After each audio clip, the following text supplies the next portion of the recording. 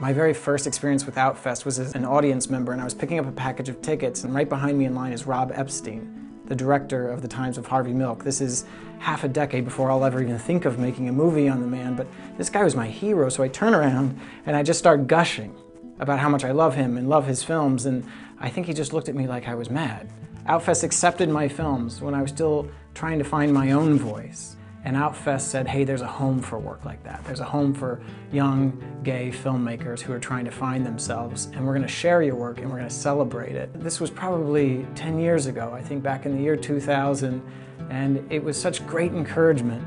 It was so important to me to get that encouragement. I don't think I'd be where I am today without Outfest. It was probably my second film at Outfest. It was a documentary, not a great documentary, but at least it meant I was being invited to the parties. And there's one pool party that Dan Jinks and Bruce Cohen put on every single year, and I went to that and I met Dan. I didn't know who he was, but he quickly introduced himself and said, oh, I actually made a little movie called American Beauty, and we became great pals.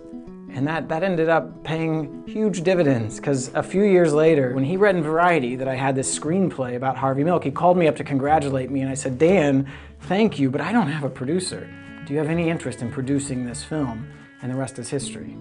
I'm a filmmaker, but I'm also an LGBT activist. And I gotta say, the most powerful tool we have is our stories, our own personal stories. It's what's always dispelled the myths and the lies out there about us. I think that until this country and the entire world understand who LGBTQ people are, and I mean in all of our diversity, until that happens, we need queer cinema.